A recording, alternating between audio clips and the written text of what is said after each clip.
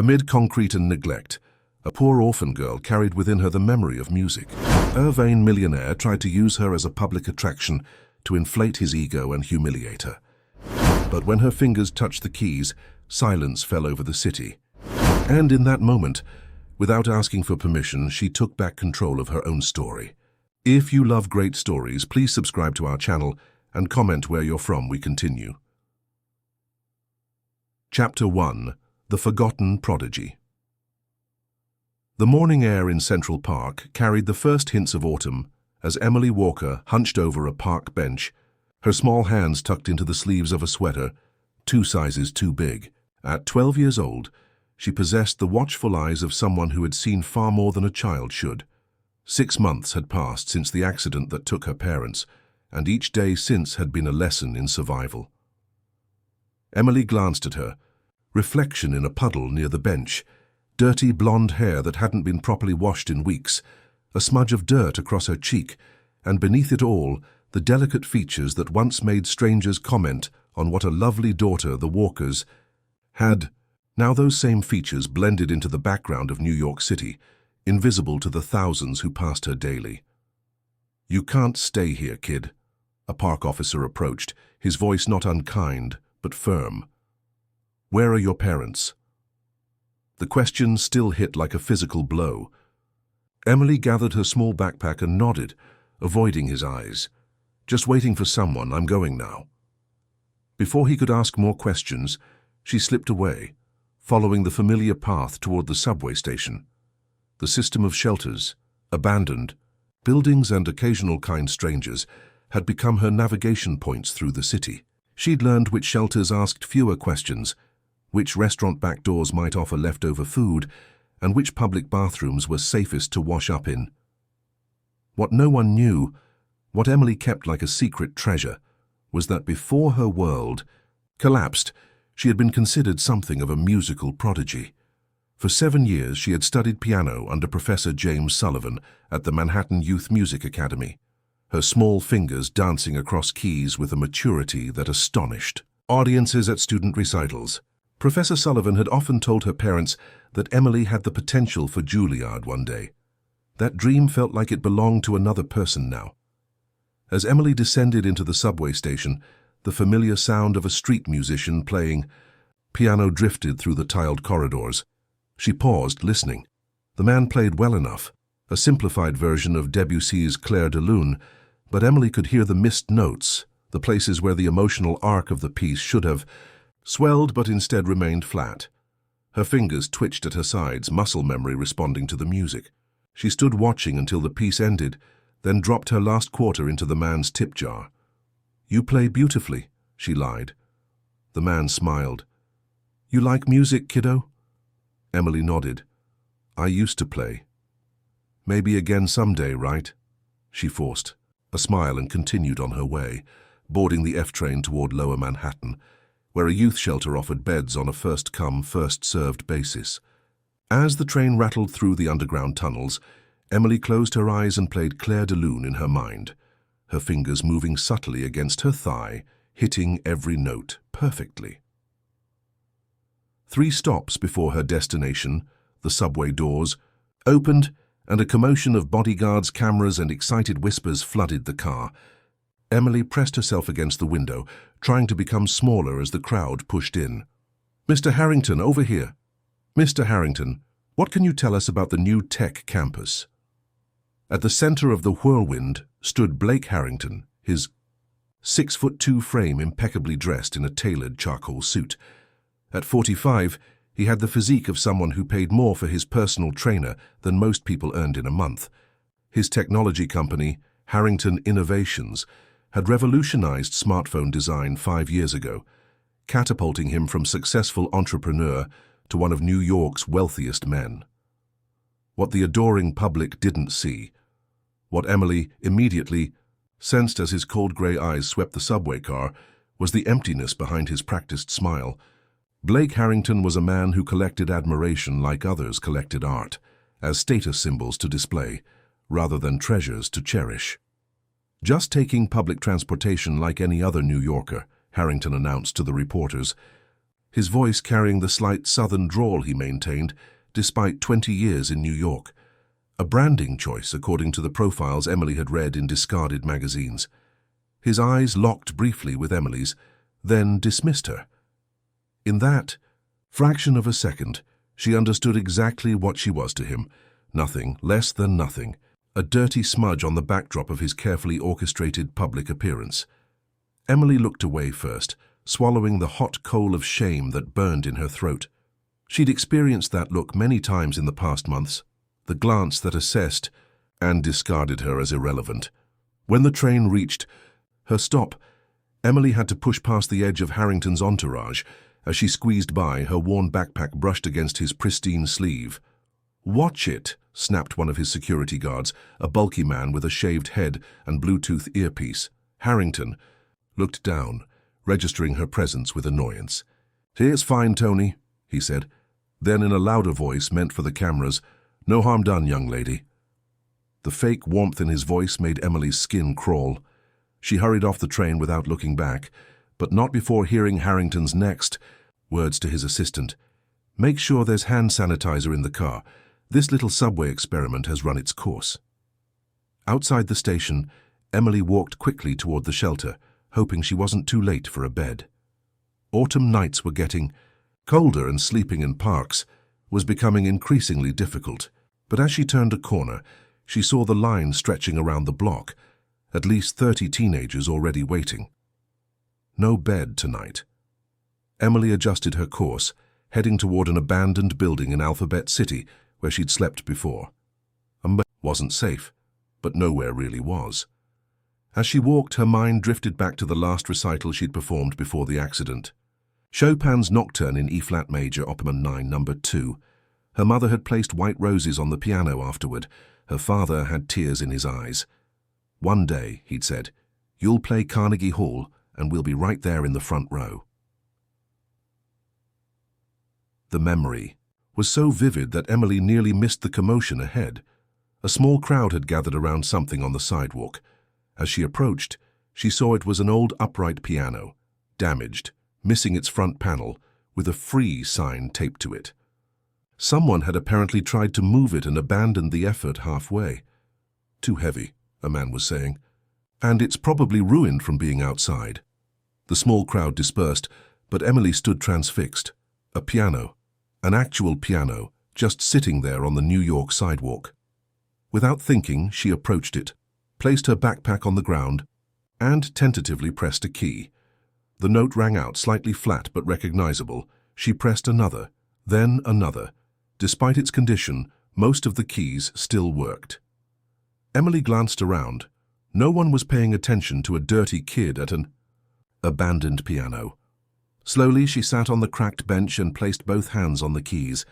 Then, for the first time in 6 months, Emily Walker began to play. The music poured out of her like a dam breaking, Chopin's Nocturne, exactly as she'd played it at her last recital. Her fingers remembered every note, every dynamic shift, every emotional crescendo. She closed her eyes, lost in the only place that still felt like home. She didn't notice the small crowd that began to gather again. She didn't see the smartphones recording her performance. And she certainly didn't see Blake Harrington, who had emerged from the subway station and stopped dead in his tracks at the sound of concert-level piano playing coming from a street corner. By the time Emily finished the piece, tears streaming down her face, 20 people stood watching in stunned silence. Then came the applause, hesitant at first, then enthusiastic. Emily's eyes flew open. She jumped up from the bench, suddenly terrified by the attention. As she grabbed her backpack, ready to run, she locked eyes with Blake Harrington for the E. Second time that day. But now, instead of dismissal, his gaze held something far more dangerous: interest. "Wait," he called as Emily pushed through the crowd. "Wait, girl, who are you?" But Emily was already running, her heart pounding in her chest. She didn't know why, but something in Harrington's expression had triggered a primal warning in her mind. It was the look of someone who had just discovered something valuable, not to cherish but to possess. She ran until her lungs burned, ducking into alleyways and doubling back to ensure she wasn't followed. By the time she reached the abandoned building, night had fallen completely. Emily found her usual corner, wrapped her thin jacket tightly around herself, and used her backpack as a pillow. As she drifted toward uneasy sleep, her fingers still tingled with the memory of the piano keys. For those few minutes she had existed again. She had been Emily Walker, pianist, not just another invisible child on New York's unforgiving streets. She didn't know that across town, Blake Harrington was watching a viral video of her performance, his mind calculating angles, opportunities, and the immense publicity value of a homeless child prodigy. She couldn't know that her brief moment of musical reconnection had set in motion events that would change everything. And somewhere in Brooklyn, in a brownstone filled with memories and sheet music, former New York Times music critic Madeline Foster was also watching the same video, her experienced eyes, recognizing something beyond technical skill, the profound emotional language of a child speaking the only truth she had left. Chapter 2. The Performance. Blake Harrington's Manhattan penthouse office offered a panoramic view of Central Park, but his attention was fixed on the screens lining the wall opposite his desk. Each displayed a different news channel or social media feed, and nearly all featured the same grainy video, a dirty blonde girl playing Chopin on an abandoned piano. 3 million views overnight, said Vanessa Miller, his PR director. It's trending on every platform. People are calling her New York Street Beethoven or the sidewalk prodigy. Blake swiveled in his ergonomic chair, the excitement of possibility coursing through him. In 15 years of building his tech empire, he had developed an almost supernatural ability to recognize opportunities. This girl represented something invaluable, an authentic human interest story in a world saturated with manufactured content. Find her, he said simply. Today. Vanessa nodded. I've already contacted several homeless outreach organizations. We have people checking shelters and youth centers. Good. Blake stood and walked to the window. When we find her, I want everything prepared. Call Thomas at the foundation. Tell him we're doing a special project, helping a talented homeless child reconnect with music. The Harrington Foundation hasn't done much with arts education before, Vanessa noted carefully. Our focus has been on technology access. Blake waved away her concern. That's the beauty of it. We're expanding our philanthropic footprint. The board will love it. The press will eat it up. What Blake didn't articulate, what he never needed to say aloud, was how perfectly this would polish his public image before his company's IPO next quarter. The timing couldn't be better. A genuine rags-to-riches story with him as the benevolent patron would dominate news cycles for weeks. I want a piano, he continued, not some beat-up street relic. Something magnificent, a Steinway Grand, the biggest one they make. Have it delivered to Bryant Park by tomorrow afternoon. Vanessa's perfectly shaped eyebrows rose slightly. Bryant Park? You want to do this outdoors? Of course. Blake's smile didn't reach his eyes. Maximum visibility. Everyone who saw that video is wondering what happened to that girl. We're going to show them in the most public way possible. And if she doesn't want to perform? Blake's expression hardened. Everyone has a price, Vanessa. Find out what hers is. 3 blocks from the nearest youth shelter, Emily huddled in the doorway of a closed bookstore, her backpack clutched tightly to her chest. She hadn't slept more than an hour since her impromptu performance yesterday. The fear of being recognized kept her moving, avoiding the usual places where she sought food or shelter. Something told her that going viral was dangerous for someone like her, someone who existed in society's shadows. Questions would be asked. Her status as an unaccompanied minor would be scrutinized. She might be placed back in the foster system, away from any connection to her previous life. A young couple walked past, the woman looking at her phone. Emily caught a glimpse of the screen, her own face concentrated in musical performance. The woman looked up, did a double take, and nudged her companion. Wait, isn't that... Emily was already moving, pulling her hood lower over her face as she hurried away. This couldn't continue. She needed to find somewhere to hide until the interest died down. As she rounded a corner, a black SUV with tinted windows pulled alongside her.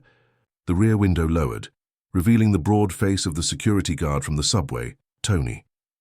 "Emily Walker?" She froze, heart hammering. She hadn't heard her full name spoken aloud in months. "Mr. Harrington would like to speak with you," Tony continued, his voice softer than it had been on the subway. "He has a proposition that could help your situation." Emily took a step back. "How do you know my name?" "We found your old music school records. Professor Sullivan confirmed your identity from the video." The door opened. "Please, it's just a conversation. You can leave any time." Every instinct told Emily to run, but exhaustion and hunger weighed heavily on her decision-making. Where would she run to? How long could she keep avoiding people? And beneath these practical concerns lay a deeper question. What if this was her one chance to reconnect with music? Reluctantly, she climbed into the vehicle. 20 minutes later, Emily sat across from Blake Harrington in a private dining room at an upscale restaurant. A plate of untouched food sat before her, the first hot meal offered to her in months, but she couldn't bring herself to eat under Harrington's calculating gaze. "Your professor speaks very highly of you," Harrington said, cutting into a perfectly cooked steak. "Says you were the most talented student he'd encountered in 30 years of teaching." Emily remained silent, studying the man before her. Up close, Blake Harrington was both more and less impressive than his public image suggested. His confidence was palpable, but so was the coldness behind his practiced charm. "I'll be direct, Emily. I want to help you. The Harrington Foundation specializes in finding exceptional talents and nurturing them." He placed his cutlery down. "But first, I need you to help me with something." "What kind of help?" Emily finally spoke, her voice raspy from disuse. "A performance. One performance." Harrington leaned forward. "I've arranged for a beautiful Steinway concert grand to be placed in Bryant Park tomorrow. I want you to play, show the world your gift."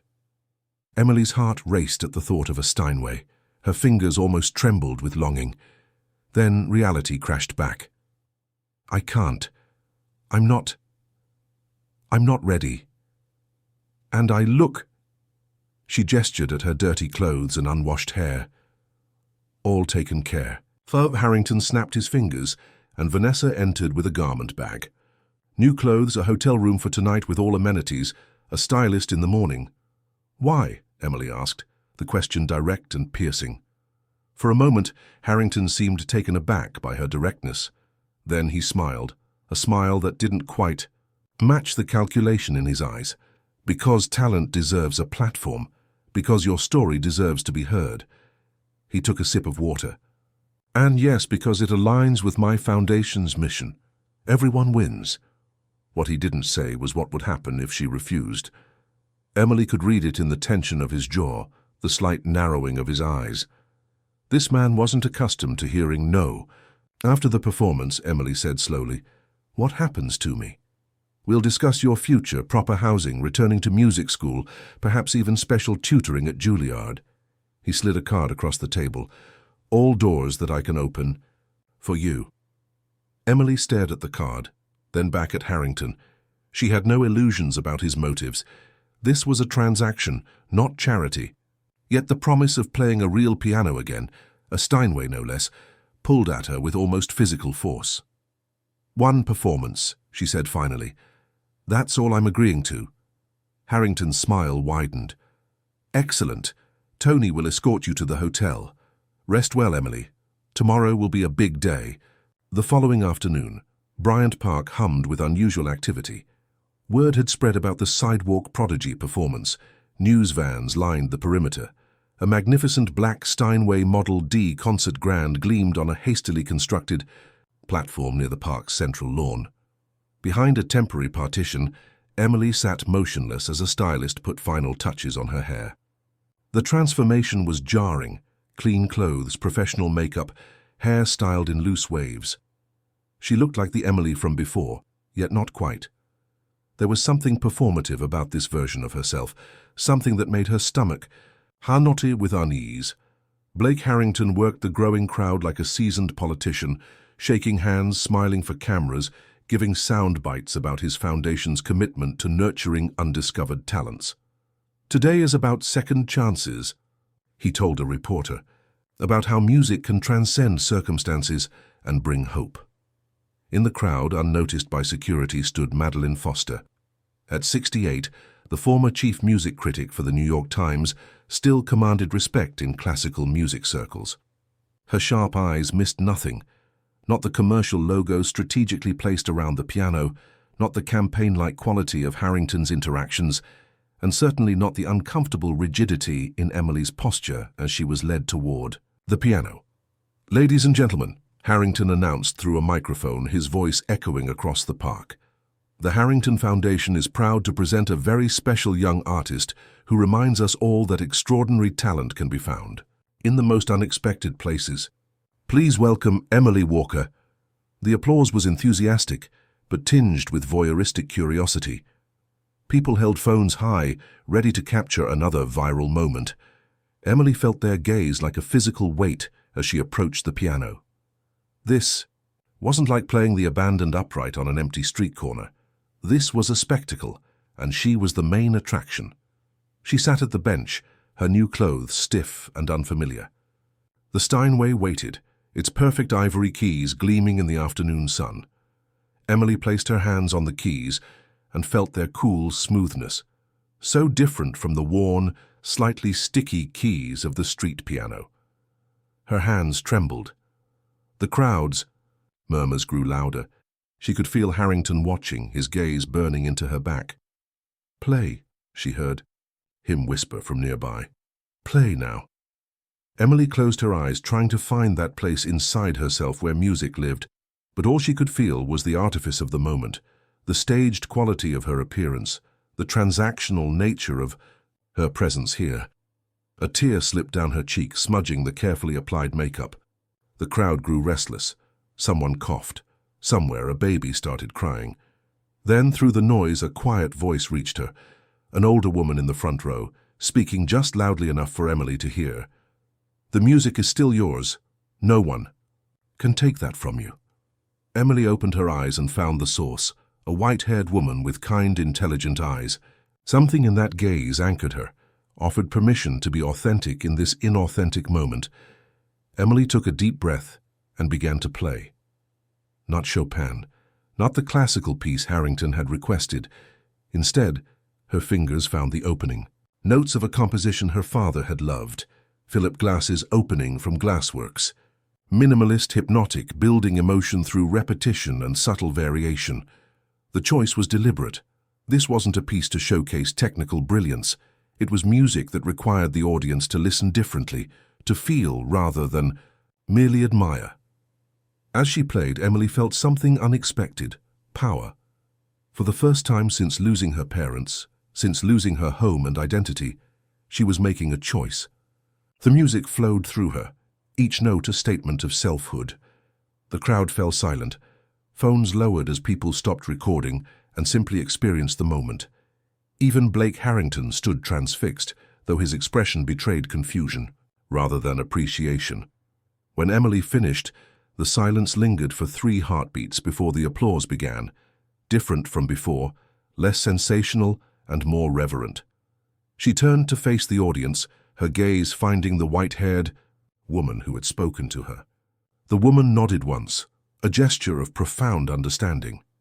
Blake Harrington stepped forward, quickly recovering his composure. "Ladies and gentlemen, Emily Walker, a remarkable talent discovered and supported by the Harrington Foundation." Cameras flashed and reporters shouted questions. Emily felt Harrington's hand grip her shoulder. His smile was fixed, his whisper urgent. "We agreed on Chopin." "What was that?" Emily looked up at him, suddenly unafraid. "That was me," she said simply. "That was Emily Walker." What neither of them realized was that their exchange was being captured by a nearby microphone, and that Madeline Foster was already making her way through the crowd, determined to reach the girl before Harrington's carefully constructed narrative could completely take hold. Chapter 3. Viral Aftermath. By midnight, Noun, Piano Girl and Emily Walker were trending nationwide. The Bryant Park performance had been streamed live across multiple platforms, and clips were being shared, analyzed and commented on by everyone from casual viewers to classical music experts. But it wasn't just Emily's playing that had captured public attention. It was the brief, tense exchange with Blake Harrington afterward. Someone had isolated that moment, uploading it with the caption, "Tech billionaire angry when homeless prodigy goes off script." The video had already been viewed millions of times. In his penthouse, Blake Harrington paced furiously, occasionally glancing at the social media metrics displayed on a large screen. What should have been a perfectly orchestrated PR triumph had veered dangerously off course. "Fix this," he barked into his phone. "I don't care how, get our narrative back on track." His PR team was already working overtime, releasing statements emphasizing the Harrington Foundation's commitment to Emily's well-being.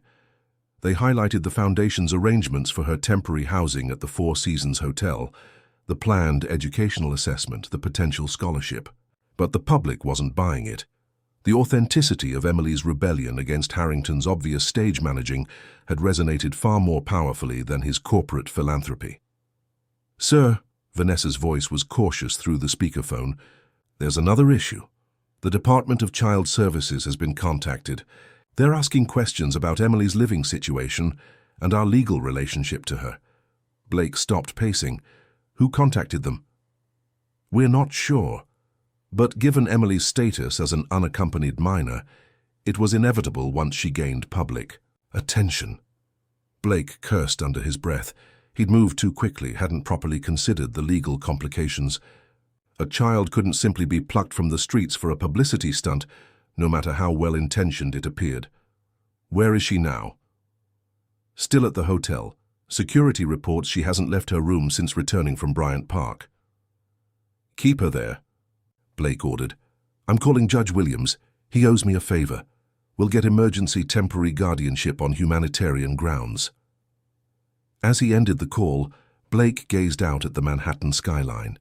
He hadn't anticipated Emily's defiance, her choice, to play something other than the crowd-pleasing classical piece he'd selected. That wasn't part of the plan, yet strangely, even as it complicated his PR strategy, he felt a reluctant admiration for her. The girl had spine, something increasingly rare in his world of yes-men and sycophants. Across town in her hotel suite at the Four Seasons, Emily sat cross-legged on a bed larger than any she'd ever slept in. The television was muted, but she could see her own face on the screen as news outlets continued to discuss her story. The room service tray beside her remained mostly untouched, despite it being the most luxurious meal she'd been offered in months. Emily's thoughts were a tangled mess. Part of her reveled in having played a magnificent Steinway again, in feeling music flow through her fingers. Another part recoiled at being turned into a spectacle, at Harrington's proprietary hand on her shoulder, at the way he spoke about her rather than to her. A soft knock interrupted her thoughts. Emily tensed, expecting Harrington or one of his staff. "Room service," called a female voice. Confused, Emily approached the door cautiously. "I didn't order anything else." "Complimentary tea service, miss." Emily opened the door a crack to find not hotel staff, but the white-haired woman from the front row of her performance. Up close, she appeared both distinguished and approachable, with intelligent eyes that crinkled slightly at the corners. "May I come in?" the woman asked quietly. "My name is Madeline Foster. I was a music critic for the New York Times for 30 years. Emily hesitated, then stepped back, allowing Madeline to enter. "How did you find my room?" Madeline smiled. "I told the concierge I was your grandmother, a small deception but necessary." She sat in an armchair by the window. "Your glass piece was beautifully interpreted, particularly the dynamics in the middle section." Emily blinked in surprise. Most people commented on her age or circumstances, not her musical interpretation. "Thank you," she said, sitting across from Madeline. "It was my dad's favorite." "I suspected it might have personal significance." Madeline studied her thoughtfully. "Emily, I'm here because I'm concerned about what's happening to you. Harrington is using your story, your talent for his own purposes." "I know," Emily admitted, "but he gave me this room, food, clean clothes." She gestured around helplessly. "And what happens tomorrow, or next week?" Madeline leaned forward. "Child Services has been notified. There will be questions about where you've been, why you're not in school, why you were living on the streets. Emily's stomach clenched. This was exactly what she'd feared. I can't go into the system. I just can't. I've heard stories. I understand. Madeline's voice was gentle. Which is why I wanted to offer you an alternative. I have a spare room in my Brooklyn brownstone. It's not as luxurious as this, but it's quiet, safe, and there's a baby grand piano that hasn't been played nearly enough since my late husband passed. Emily stared at her, disbelief warring with desperate hope. Why would you do that? You don't even know me. I know enough, Madeline replied simply. I know you have extraordinary talent. I know you've endured tremendous loss, and I know what it's like to be used by powerful men who see art as a commodity rather than a calling.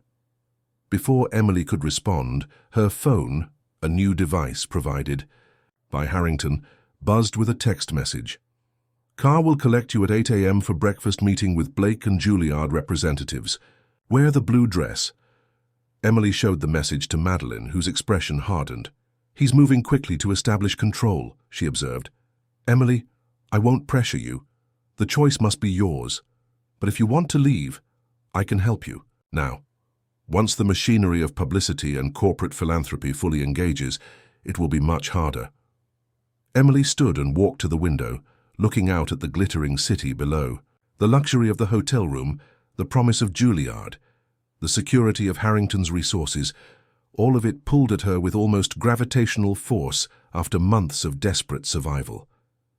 Yet something in Madeline's offer resonated more deeply. The promise of choice, of agency, of being valued for her music rather than her marketing potential. If I go with you, Emily said slowly, what happens next? We take things one day at a time, Madeline answered. You rest, you play if and when you want to. We figure out legal guardianship that protects your interests, not Harrington's.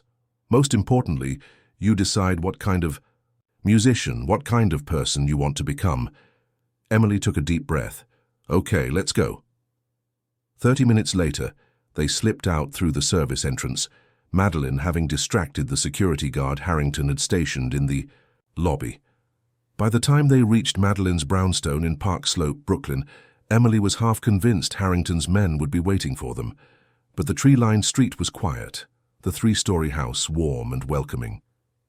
As promised, a Steinway baby grand occupied the front room, its polished surface gleaming in the soft lamplight.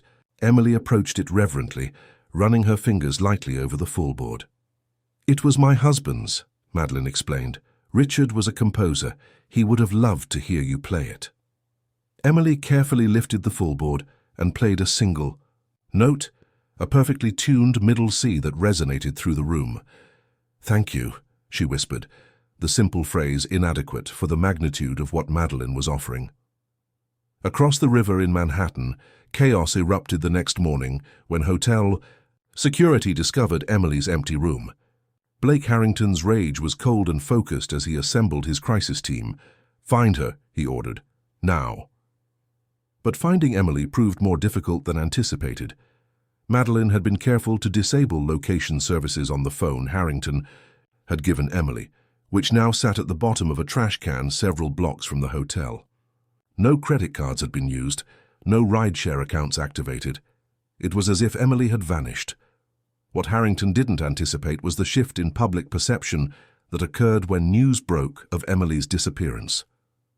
Where is Emily Walker? Began trending, but not with the concerned tone his team had tried to establish. Instead, social media buzzed with speculation that Emily had fled Harrington's control, with many users applauding her escape from what they perceived as exploitation. Chalju. Advocacy groups issued statements about the ethical issues surrounding Harrington's public showcase of a vulnerable minor. Music educators questioned the psychological impact of such sudden exposure on a traumatized child. Former employees of Harrington Innovations began sharing stories of his controlling management style and obsession with public image. By midday, what had begun as a PR opportunity had evolved into a full-blown reputation crisis. We need to change tactics, advised Vanessa during an emergency meeting. The concerned benefactor angle isn't working. People see it as possessive, not protective. Blake stared out his office window, jaw clenched. Then what do you suggest? We back off publicly. Issue a statement respecting Emily's privacy and wishing her well. Privately, we keep looking, but we shift focus from finding her to ensuring she's safe and has access to proper resources. That makes us look weak, Blake objected, like we've given up. With respect, sir, Vanessa countered. Continuing to pursue her publicly makes you look like you're hunting a child who doesn't want to be found. That's not a narrative anyone can spin positively. Blake fell silent, recognizing the truth in her words. For the first time in years, he was losing control of a situation, and to a 12-year-old girl, no less. The irony wasn't lost on him. Fine, he conceded finally. Draft the statement. But I want our private investigators to keep searching. That girl has a once-in-a-generation talent. She belongs on the world stage, not hidden away. What Blake didn't articulate, even to himself, was how personally he had taken Emily's rejection. He was accustomed to people wanting what he offered, craving his attention, his resources, his approval. Emily's choice to walk away had activated something primal in him, a determination to prove that his vision for her future was the correct one. Meanwhile, in Brooklyn, Emily was experiencing her first moments of true peace in months. After a real night's sleep in a clean, quiet room, she sat at Madeline's kitchen table eating homemade pancakes. The simple domesticity of the scene brought both comfort and a sharp pang of grief for what she had lost when her parents were taken away. I should warn you, Madeline said, pouring more orange juice into Emily's glass. Things might get complicated. Harrington isn't a man who gives up easily and legally. Your situation remains precarious. Emily nodded, the weight of reality settling back onto her shoulders. What can we do? I've called an old friend, Jennifer Reyes. She's an attorney, specializing in child advocacy law. She'll be here this afternoon to discuss options. Madeline sat across from Emily. In the meantime, there's something else we should talk about. The video of your performance has over 20 million views. Now people are connecting it to your original street piano video. You've become a symbol, Emily. A symbol of what? That depends on who's telling the story. Madeline's expression was serious. Harrington wants to make you a symbol of charitable rescue, talent salvaged by wealth and privilege. Others see you as a symbol of resistance, the authentic artist refusing to be packaged and controlled. Emily set down her fork, appetite diminishing. I don't want to be a symbol of anything. I just want to play piano and have somewhere to belong. Madeline reached across the table and squeezed Emily's hand. I know, and that's exactly why we need to take control of your narrative before others define it for you. Your story, your music, should belong to you, Emily, no one else. As they sat in that sunlit kitchen, neither could have predicted how their quiet conversation would collide with Blake Harrington's determination, nor how the public's fascination with Emily's story would continue to grow, fueled by the mystery of her sudden disappearance and the questions it raised about power, art, and a child's right to define her own destiny. Chapter 4. Safe Harbor. Jennifer Reyes arrived at Madeline's brownstone precisely at 3 o'clock, her tailored suit and no-nonsense demeanor contrasting with the home's artistic warmth. At 42, she had built her reputation defending children's rights in some of New York's most challenging cases. The daughter of immigrants who had worked multiple jobs to put her through law school, Jennifer approached her work with both professional precision and personal passion. The situation is complicated but not hopeless, she explained after listening to Emily's full story. The three sat in Madeline's living room, case files and legal documents spread across the coffee table. Emily's parents named guardians in their will, her mother's sister and brother-in-law in Seattle. However, they were never located after the accident. The system was overwhelmed, and Emily slipped through the cracks, especially after running away from her initial emergency placement. Emily stared at her hands. Aunt Sarah and Uncle Robert, I didn't know they were supposed to take me. No one told me. They may not even know what happened, Jennifer said gently. Your caseworker tried calling numbers that were apparently disconnected. With the backlog in the system, your file essentially became inactive after you disappeared. Can we contact them now? Madeline asked. Jennifer nodded. I've already started searching. If we can locate them and they're willing to assume guardianship, that would be the cleanest solution legally. In the meantime, we need to address the immediate issue, Harrington. He's still looking for me, isn't he? Emily's voice was small. Yes, but not in the way you might think. Jennifer opened her laptop, showing them a news site. His official statement this morning was surprisingly restrained. He expressed concern for your welfare, but respected your need for space. Behind the scenes, however, my contacts tell me he's filed for emergency temporary guardianship on humanitarian grounds. Madeline's expression darkened. On what basis? That he rescued a homeless minor from unsafe conditions and provided immediate care and shelter. That Emily has extraordinary talent requiring special educational opportunities he can facilitate. And this is key, that she's vulnerable to exploitation by those who might use her newfound fame for their own purposes. That's exactly what he was doing, Emily exclaimed. I know, Jennifer agreed. It's a classic case of psychological projection. Fortunately, the judge assigned to the case is known for prioritizing children's actual interests over adult convenience. The emergency hearing is scheduled for tomorrow morning. So soon? Madeline looked alarmed. Harrington has connections and his lawyers pushed for urgency, claiming Emily might be in danger. Jennifer closed her laptop. We need to appear at that hearing, show the judge that Emily is safe, receiving proper care, and that her disappearance wasn't a child in danger but a child exercising agency to escape exploitation. Emily's stomach knotted with anxiety. Do I have to see him? Harrington? Unfortunately, yes. But I'll be with you the entire time. And so will Madeline if the judge permits it. That night, after Jennifer left with promises to return early the next morning, Emily found herself unable to sleep despite the comfortable bed and safe surroundings. She slipped downstairs to the piano room, drawn to the instrument that had always provided solace. The house was quiet, illuminated only by moonlight filtering through tall windows. Emily sat at the piano bench, not playing, just resting her fingers lightly on the cool keys. Tomorrow she would face Harrington again, this time in a courtroom where adults would decide her future. The thought made her chest tight with anxiety. Couldn't sleep. Madeline stood in the doorway, cardigan wrapped around her nightgown. Emily shook her head. Every time I close my eyes, I see tomorrow going wrong. Madeline sat beside her on the bench. Would you like to hear a story? About another young musician who faced powerful people trying to control her path? Emily nodded, grateful for the distraction. When I was a young critic, I championed a 17-year-old violinist named Rebecca Jensen.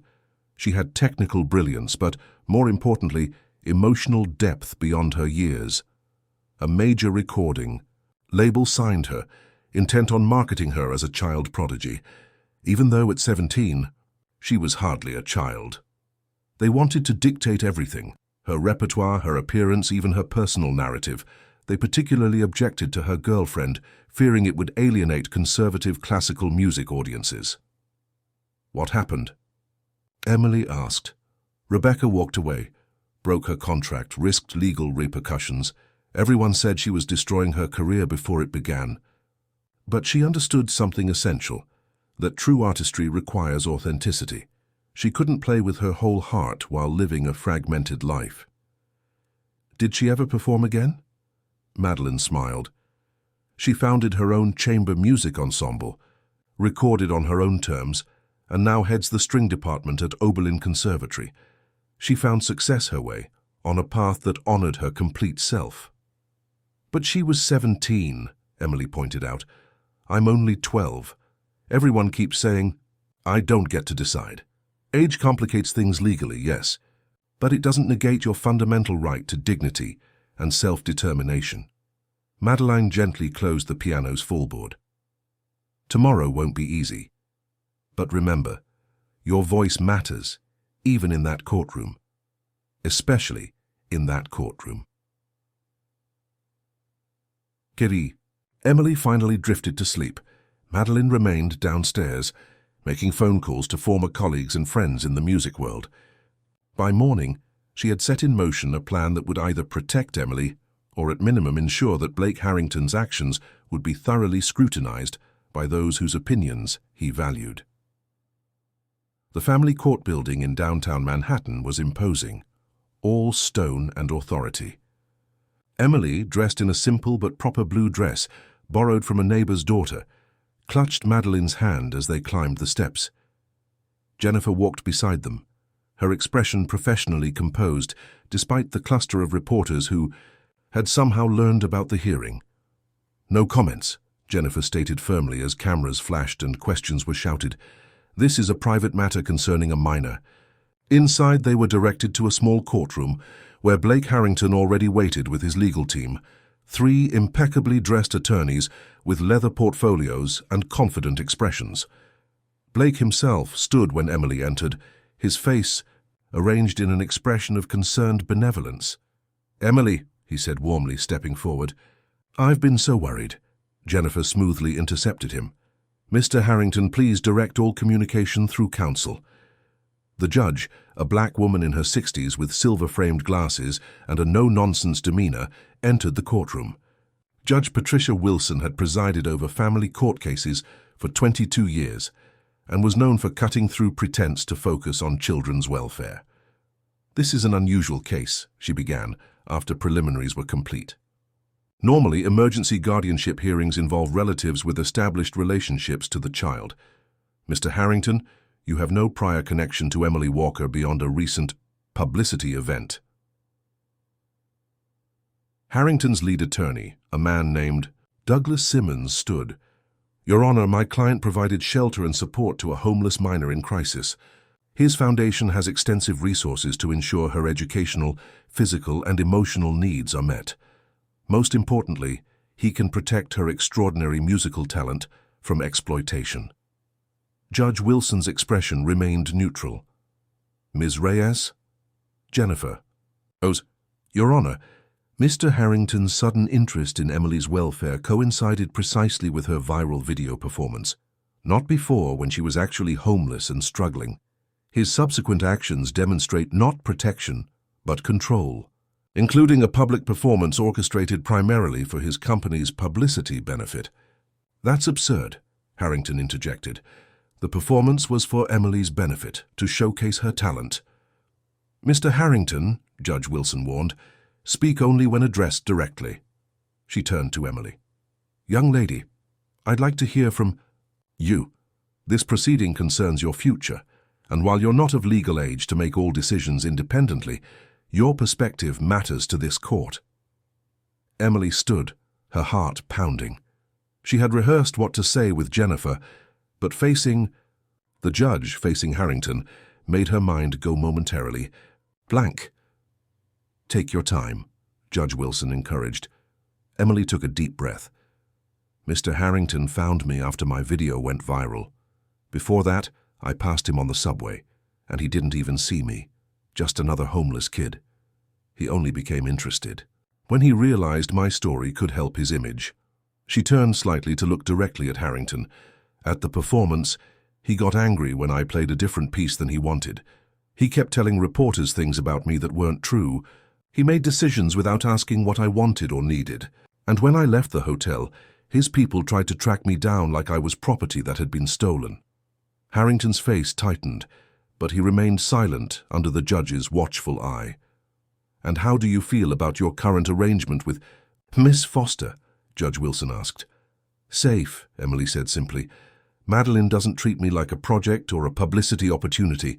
She listens, she gives me choices. And she understands music, really understands it, not just as something to show off, but as something that matters." Judge Wilson nodded thoughtfully.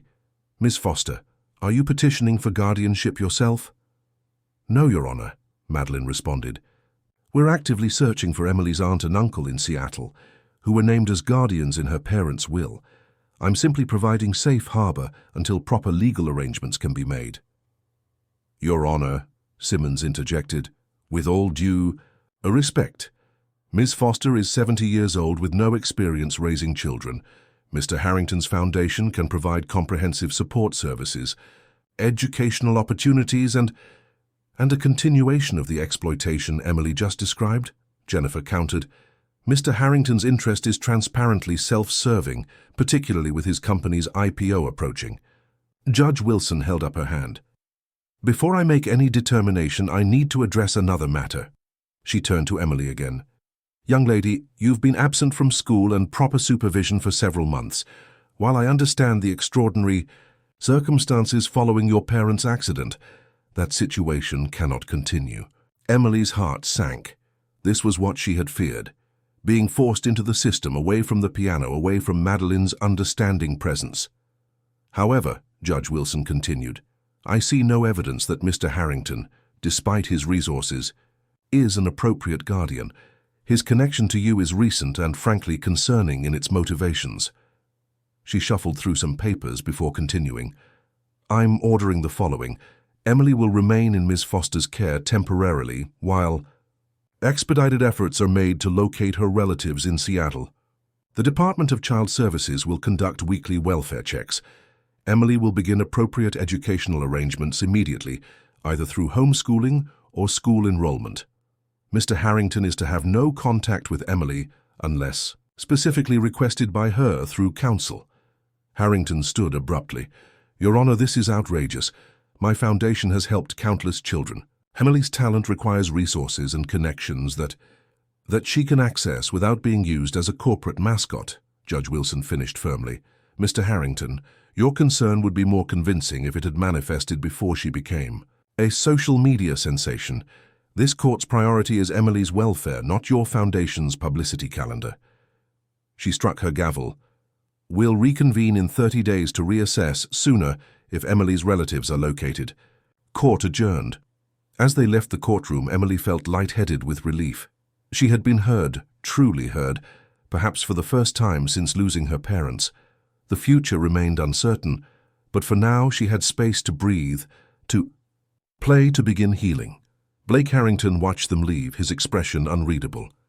Jennifer cast a glance back at him, expecting anger, but what she saw instead was something more complex, calculation mixed with what almost looked like respect. This isn't over, Jennifer murmured to Madeline as they navigated through the reporters outside. Harrington didn't build his empire by accepting defeat easily. We'll be ready, Madeline replied, her arm protective around Emily's shoulders. More importantly, Emily will be ready. That evening, as news of the court decision spread across social media, Emily sat at Madeline's piano playing Bach's Prelude in C major from the well-tempered clavier. The piece was deceptively simple, no technical fireworks, just pure mathematical perfection. Her father had called it music that heals the mind. As the final notes resonated through the room, Emily felt something shift inside her, a small space opening where hope could grow. For the first time since the accident, she allowed herself to imagine a future not defined by loss and survival, but by possibility. Beautiful, said Madeline from the doorway. Bach would approve. Emily smiled, a genuine smile that reached her eyes. I think my parents would too. What neither of them knew was that across the country in Seattle, a woman named Sarah Collins was watching a news report about her niece, a girl she had been told had been placed with a foster family in New York, a girl she had been searching for months to find. Chapter 5. Crescendo. Sarah Collins stared at the television in disbelief, her husband Robert's hand gripping hers tightly. The news segment about the piano prodigy custody battle showed footage of Emily, their Emily, leaving a New York courthouse. That's her, Sarah whispered, tears streaming down her face. That's Helen's daughter. For 6 agonizing months they had been searching for their niece. After receiving news of Helen and David's accident, they had immediately flown to New York, only to be told by overwhelmed social services that Emily had been placed with an emergency foster family. The contact information they'd been given led nowhere. Their calls went unreturned. They'd hired a private investigator who hit one dead end after another. We need to call that lawyer, Robert said, already reaching for his phone. Jennifer, Reyes, they said her name in the report. Across the country, Emily was settling into a new routine. 2 weeks had passed since the court hearing, and while the future remained uncertain, each day brought small steps towards stability. She had begun homeschooling with a retired teacher who came to Madeline's brownstone 3 times a week. More importantly, she had started playing regularly again, not just practicing but truly playing, reconnecting with the musical language that had once been as natural to her as breathing. Madeline had been careful not to pressure Emily about performing, knowing that Harrington's public spectacle had left emotional scars. Instead, she simply created space for music to exist naturally in their household. Sometimes she sat quietly in another room, listening as Emily explored the piano. Other times, they played duets together, Madeline's arthritic fingers still capable of beautiful phrasing despite their limited technical capacity. On this particular afternoon, Emily was working through a Schubert impromptu when the doorbell rang. Madeline answered it, then called Emily to the living room, her voice carrying an unusual note of excitement. "Emily, there's a call for you, from Seattle." Emily approached the phone hesitantly. "Hello? Emily?" A woman's voice, trembling slightly. "It's Aunt Sarah, your mother's sister." The world seemed to tilt beneath Emily's feet. Memories flooded back. Holiday visits years ago, a kind woman with her mother's laugh, a tall man who had taught her to skip stones across a lake. "Aunt Sarah," Emily whispered, I didn't know where you were." "Oh, sweetheart, we've been looking everywhere for you. The information we were given after what happened, it was all wrong. We came to New York immediately, but no one could tell us where you'd been placed." Sarah's voice broke. "We never stopped searching, Emily. Never." The conversation that followed was emotional and healing, with Sarah and Robert explaining the bureaucratic nightmare they had encountered, trying to fulfill their role as Emily's guardians. The private investigator they'd hired, the false leads, the desperation that had grown with each passing month. When the call ended with plans for Sarah and Robert to fly to New York the following day, Emily sat in stunned silence, processing this sudden shift in her reality. "Are you all right?" Madeline asked gently. "I remember them," Emily said slowly. "They used to visit at Christmas. Uncle Robert taught me card tricks. I never thought about them after the accident. Everything from before felt like it belonged to a different person." Madeline nodded understandingly. "Trauma does. That separates us from our past selves, our memories. But those connections are still there, Emily. They can be rebuilt." Emily looked up, suddenly anxious. "What happens when they come? Will I have to leave? Go to Seattle?" "They are your legal guardians," Madeline acknowledged. "But nothing will happen immediately. There will be time for transition, for everyone to figure out what's best for you." She squeezed Emily's hand. "And whatever happens, music will remain your constant. Some connections transcend geography." While Emily processed this new development, Blake Harrington was implementing a strategic recalibration. The courtroom defeat had been humiliating, but Blake had built his empire by turning setbacks into opportunities. After a week of reflection and consultation with advisors outside his usual circle, he had arrived at an unexpected conclusion. He had been wrong. Not about Emily's extraordinary talent, that was undeniable, but about how to nurture it, how to honor it.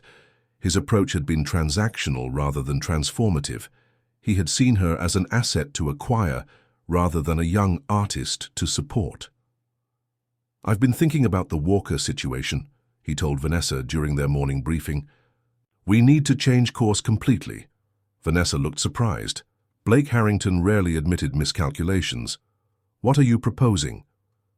"The Harrington Foundation will establish a Young Artists Fellowship. Substantial funding, no publicity.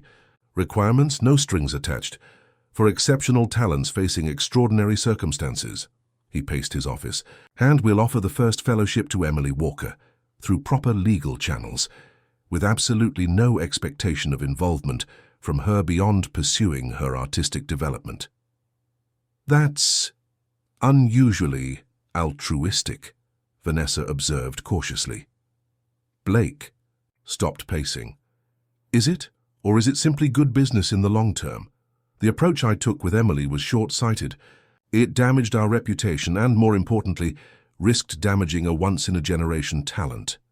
He looked out over the Manhattan skyline.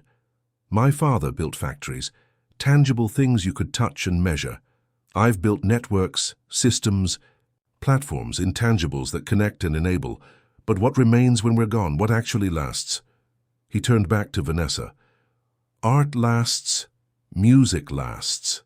Supporting that might be the most meaningful legacy I could create. Vanessa studied her boss with newfound respect. In 10 years working for him, she had never heard him speak with such genuine reflection. "I'll draft a proposal for the fellowship," she said, "but given the history, approaching Emily or her representatives will be delicate." "Don't approach them directly," Blake instructed.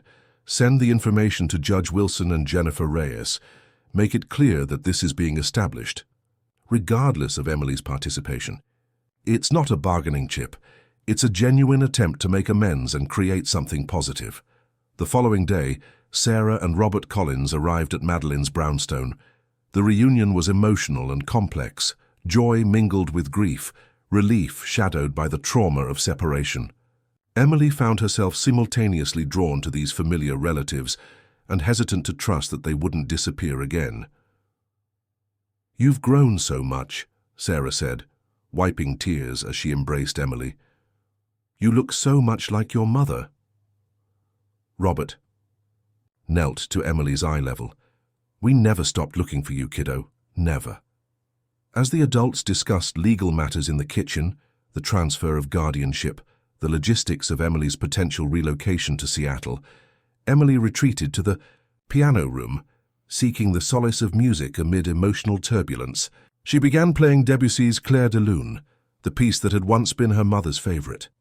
The delicate opening notes drew Sarah to the doorway.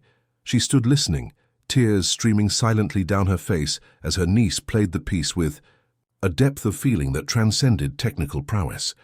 When Emily finished, Sarah sat beside her on the bench. "Your mother played that for me when I was going through a difficult time in college, not as beautifully as you, but with the same heart." Emily looked at her aunt with surprise. "Mom played piano too?" "She did. She gave it up professionally to become a teacher, but she never stopped playing at home." Sarah gently touched a key. "That's how she met your father. At a community orchestra fundraiser, she was playing piano. He was in the audience, completely mesmerized." These stories, these connections to her parents that Emily had feared were lost forever, felt like precious gifts. For the first time, she allowed herself to imagine living with Sarah and Robert, continuing her musical journey with the support of family who shared her memories, who could help keep her parents' spirits alive. But the thought of leaving Madeline in New York created a different kind of ache. Madeline had saved her, not just from Harrington's manipulation, but from the despair that had threatened to extinguish her musical voice completely. That evening, as the adults prepared dinner together, the doorbell rang. Jennifer Reyes stood on the porch holding a thick envelope. "Sorry to interrupt," she said, stepping inside, "but I've received something unusual that you should all see immediately." Around Madeline's dining table, they reviewed the documents Jennifer had brought. A detailed proposal for the Harrington Foundation Young Artists Fellowship, along with a personal letter from Blake Harrington addressed to Emily. "It seems legitimate," Jennifer acknowledged. The fellowship would provide substantial funding for Emily's musical education through college, administered by an independent board of renowned musicians. Harrington would have no direct involvement or control. "It's a guilt offering," Madeline said skeptically, "or another publicity angle." "Perhaps," Jennifer agreed. "But the structure of the fellowship is impressively thoughtful, and it's not exclusive to Emily. It establishes ongoing support for multiple young artists facing hardship." Sarah and Robert exchanged glances. "What would this mean for Emily if we move forward with the guardianship transfer? Would she have to remain in New York?" Robert asked. "No," Jennifer explained. "The fellowship is location independent. It would follow Emily wherever she studies."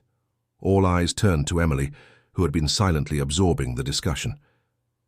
"Can I see the letter?" she asked quietly. The adults exchanged uncertain glances before Jennifer handed her the envelope. Emily took it to the window seat, opened it carefully and began to read. The letter was handwritten on plain paper, not Harrington Innovations letterhead, not dictated to an assistant. The handwriting was precise, but showed signs of effort, of someone unaccustomed to lengthy handwritten communication. "Dear Emily," it began, "I owe you an apology. My actions were driven by ego and image rather than genuine concern for your well-being or respect for your extraordinary gift. In trying to showcase your talent, I failed to honor the person behind it, your autonomy, your voice, your right to choose your own path. Music has always moved me, though I've never had the ability to create it myself. Perhaps that's why I responded so powerfully to your playing. I recognized something authentic that my world of technology and finance rarely provides. This fellowship is not an attempt to re-enter your life or control your future. It is simply an acknowledgement that talent like yours deserves support without strings attached. Whether you accept it or not, the fellowship will exist to help other young artists facing challenges similar to yours. Whatever path you choose, I wish you the fullness of the musical journey you deserve. Respectfully, Blake Harrington." Emily folded the letter carefully and returned to the table. The adults watched her expectantly. "I think he means it," she said finally. "People can change, can't they? Even people like him." Madeline smiled gently. "The capacity for change is the most hopeful thing about humanity. Even the most rigid personalities can experience transformation when confronted with their own limitations." "What do you want to do, Emily?" Sarah asked, reaching for her niece's hand. Emily took a deep breath. "I want to accept the fellowship, not just for me, but because it might help other kids who love music and have nowhere to go. But I have conditions." Jennifer raised an eyebrow, impressed. "What conditions?"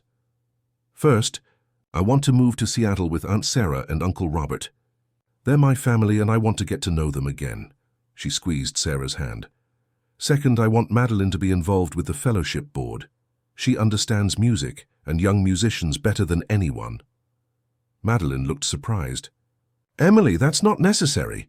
"It is," Emily insisted. "Mr. Harrington needs people who will tell him the truth, not just what he wants to hear, and other kids will need someone like you, someone who sees them as artists, not publicity opportunities." She turned to Jennifer. "And third, I want to play a concert before I leave New York. Not a big public spectacle, but something small. For me, not for anyone else." The room fell silent as the adults absorbed Emily's clear, thoughtful requests. It was Sarah who finally spoke, her voice filled with emotion. "Your mother would be so proud of you right now," she said softly.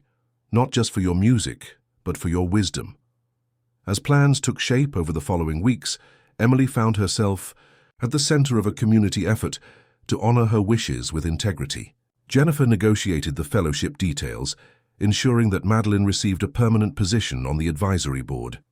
Sarah and Robert extended their stay in New York, spending time with Emily daily while preparing for her eventual move to Seattle.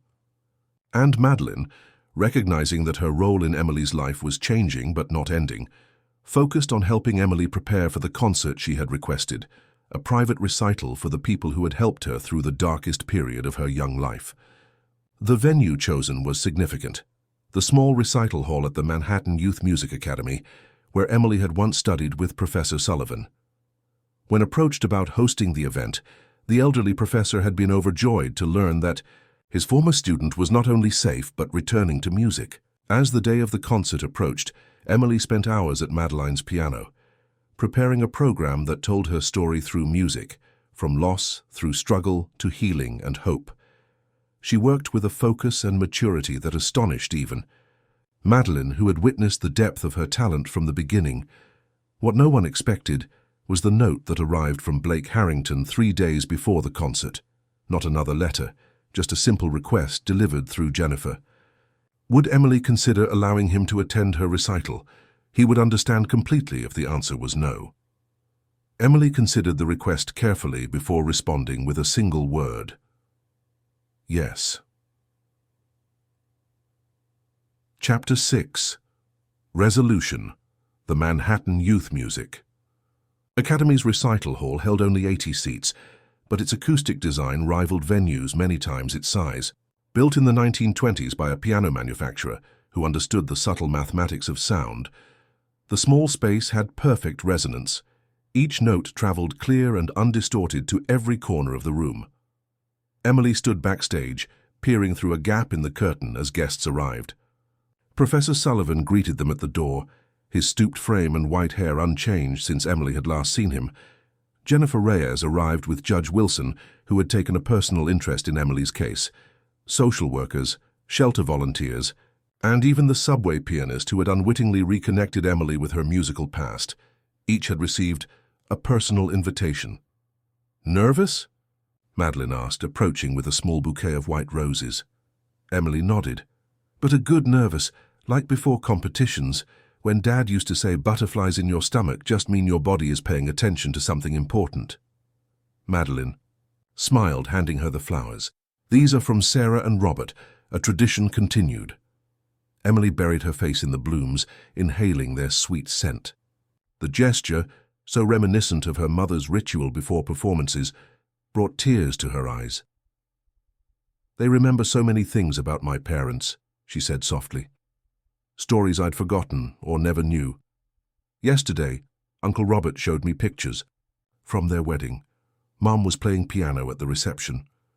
Those connections are precious," Madeline said, "and they'll only grow stronger."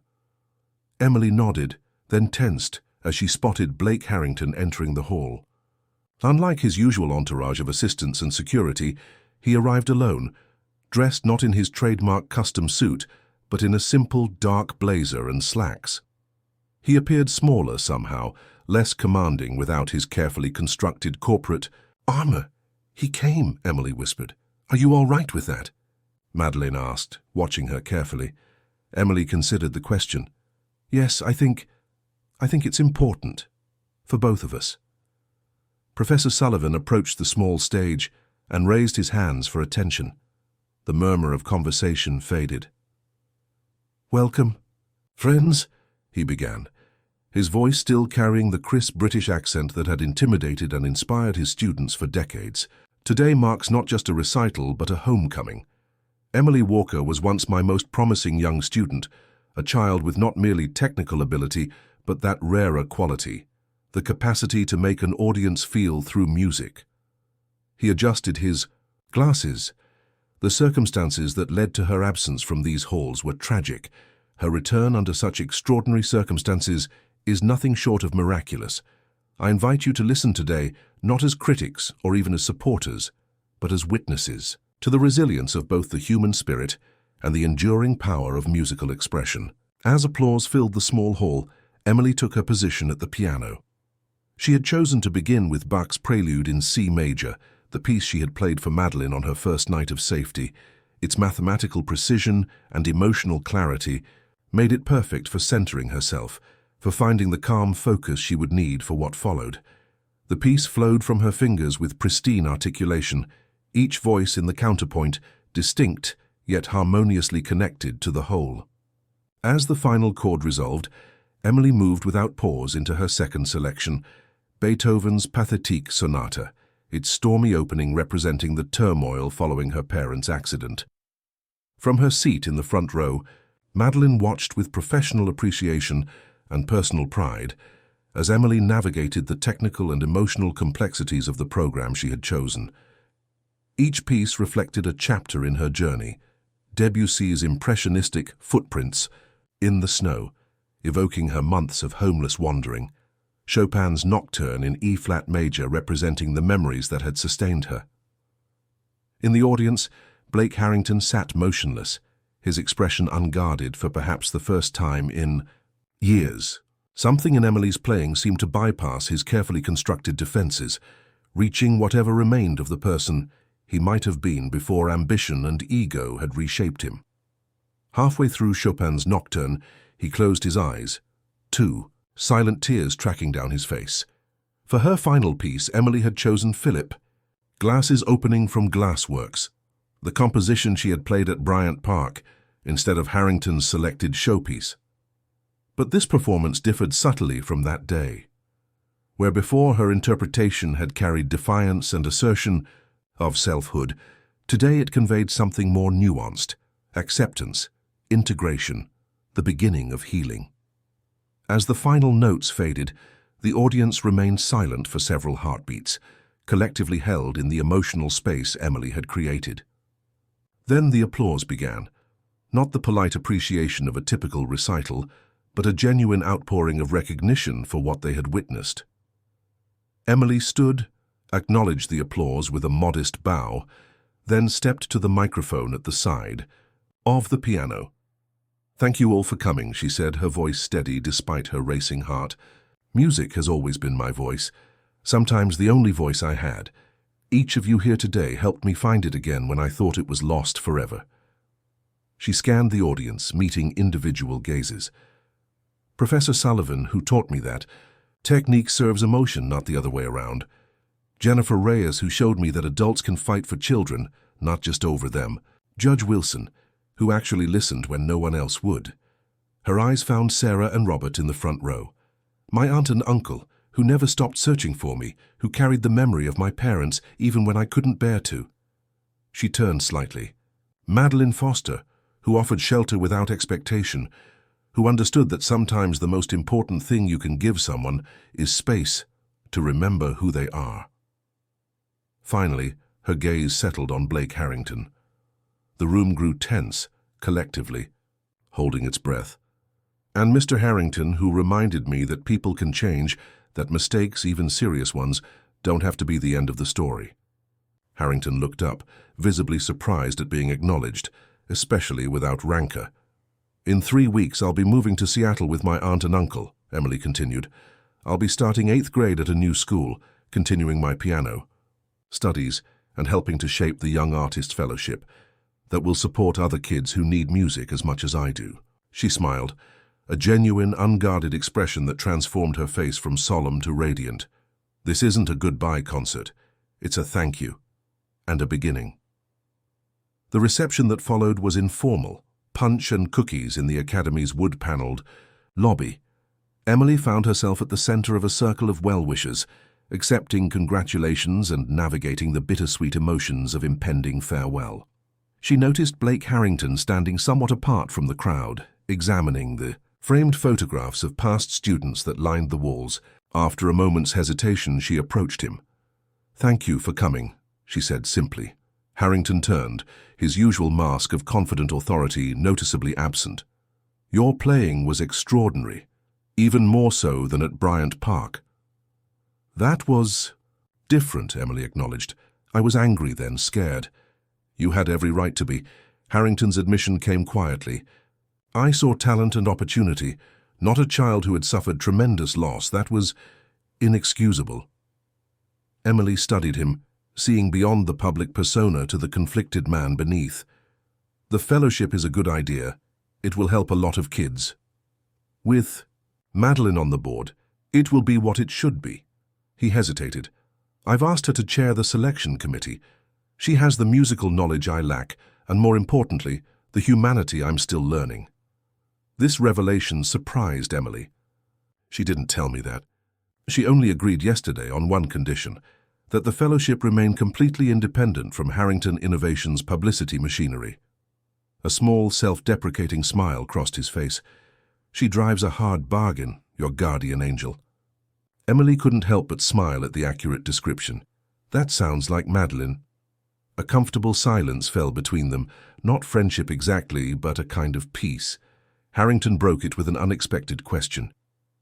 "Would you consider performing at the fellowship's formal launch in October? It would be before you leave for Seattle. No pressure, no publicity stunts, just music. Your choice of repertoire, of course." Emily considered the request, measuring her own feelings carefully. "I'd want Madeline to be involved in planning it, and any other student performers should be treated as artists, not promotional tools." "Absolutely," Harrington agreed quickly. "In fact, I'd prefer if you and Madeline designed the entire program." Emily nodded. "Then yes, I'll play one piece, my choice."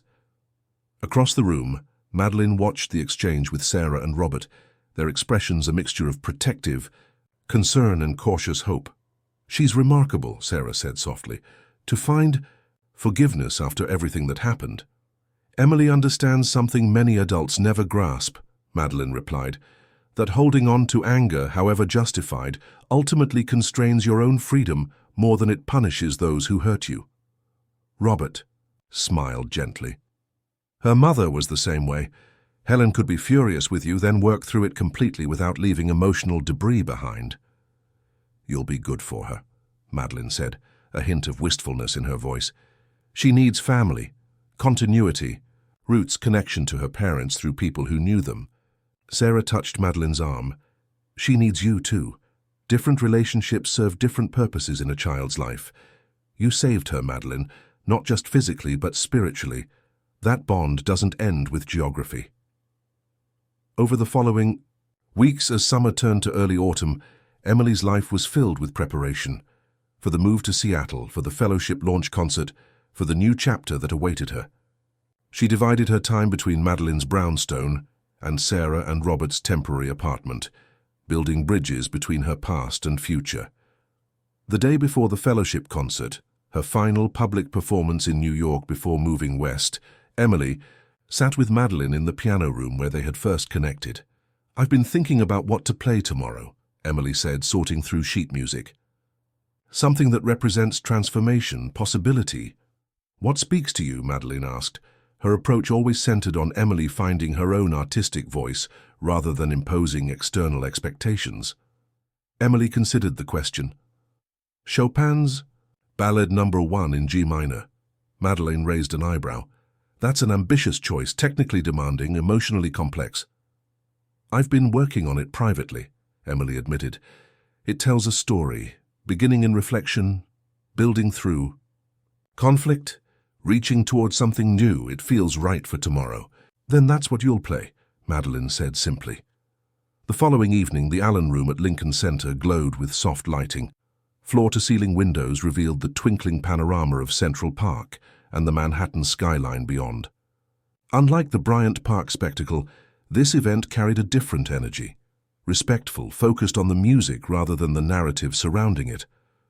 The launch of the Harrington Foundation Young Artists Fellowship had drawn an influential audience: musicians, educators, philanthropists, and arts administrators. Blake Harrington's opening remarks were brief and unexpectedly humble. "This fellowship was born from a mistake," he acknowledged candidly, "from my failure to understand that true artistic development requires freedom, not control. Thanks to the wisdom of those who corrected my course, particularly our board chair, Madeline Foster, this initiative has evolved into something that I believe will create meaningful opportunity for exceptional young artists facing extraordinary challenges." After presentations from music educators and performances by 2 other young musicians selected for the inaugural fellowship class, Emily took the stage. She wore a simple blue dress, her hair pulled back with a silver clip that had belonged to her mother, a gift from Sarah, who had kept it all these years. Emily approached the piano with quiet confidence, settled at the bench, and took a moment to center herself before beginning Chopin's Ballade. The opening notes, contemplative, questioning, filled the space with an almost spiritual quality. As the piece progressed, building through technical challenges that would have daunted pianists twice her age, Emily remained focused not on the audience but on the internal landscape of the music. The ballad's narrative unfolded through her interpretation, reflection giving way to turmoil, conflict yielding to resolution, the final coda rushing toward a future full of both uncertainty and possibility.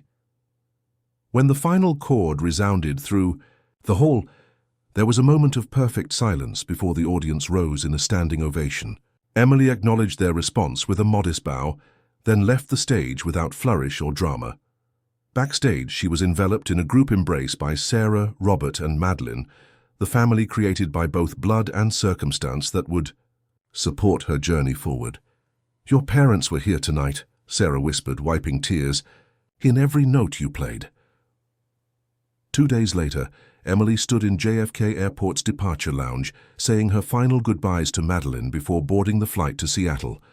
Around them, travelers rushed toward destinations unknown, the constant motion of New York continuing unabated. "I've been thinking about what Professor Sullivan always said about musical phrases," Emily said, struggling to find words adequate for the moment. "That the silence between notes is as important as the notes themselves. Madeline nodded, understanding the metaphor. Distance doesn't diminish connection, Emily. It just creates a different kind of resonance. You'll visit at Thanksgiving? Emily confirmed, though they had already discussed the plans. Multiple times. With pumpkin pie and new sheet music, Madeline promised, and you'll call when you've settled in at your new school? Every week, Emily assured her, and I'll send recordings of my lessons with Professor Abernathy. The final. Boarding call for their flight echoed through the terminal. Sarah and Robert, who had been giving them space for their goodbye, approached gently. "Time to go, sweetheart," Robert said, placing a hand on Emily's shoulder. Emily embraced Madeline one last time. "Thank you," she whispered, "for everything." Madeline held her tightly, then stepped back, her eyes bright with unshed tears.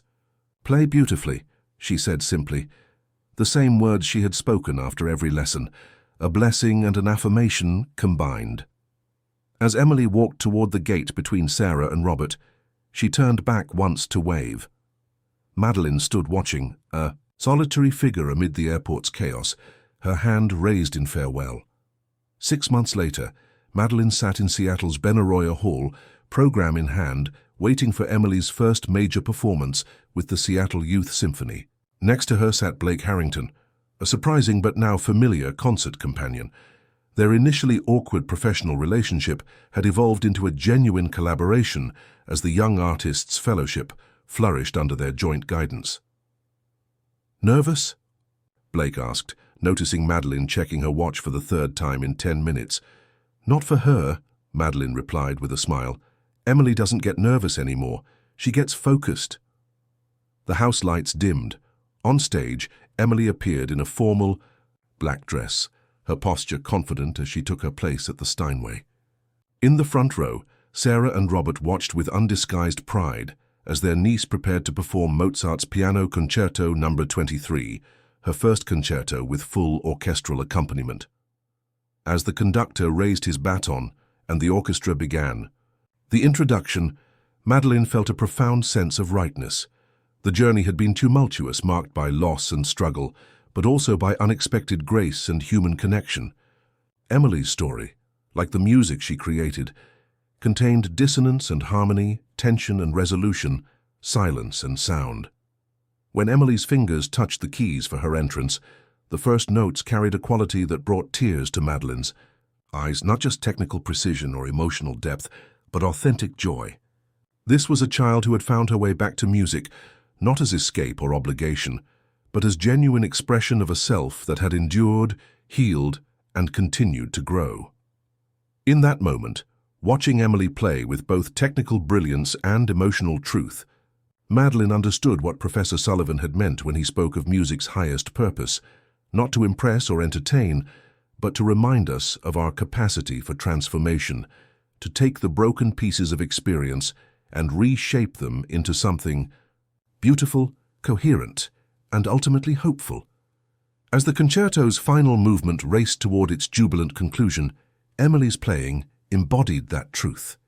The child who had once been forgotten on New York streets now filled a concert hall with sound that spoke of resilience, connection, and the enduring power of finding one's true voice amid life's most challenging circumstances. The music built to its final crescendo, and as the last triumphant chord rang through the hall, Emily's journey from lost child to artist found its perfect resolution, not an ending, but a beginning filled with promise and possibility. Dear listeners, we hope Emily's journey from the streets of New York to the concert halls of Seattle has moved you as deeply as it has moved us. Her story reminds us that talent can bloom even in the harshest conditions, and that sometimes the most beautiful music comes from those who have faced the greatest challenges. If you've enjoyed this emotional journey, we've prepared a special playlist with equally captivating stories that explore the resilience of the human spirit. Find it by clicking the link on your left. If Emily's story touched your heart, please don't forget to subscribe to our channel and give this video a thumbs up. Every day we bring unique stories that explore life's complexities and the power of human connection. What was your favorite moment in Emily's story? Was it her defiant performance at Bryant Park, her reunion with her aunt and uncle, or her final triumph on the concert stage? We're eager to hear your thoughts in the comments section below. Your engagement helps our community grow and inspires us to continue sharing these powerful narratives. Until our next story, remember that music, like life, is most beautiful when it embraces both harmony and dissonance, creating something meaningful from all that we experience.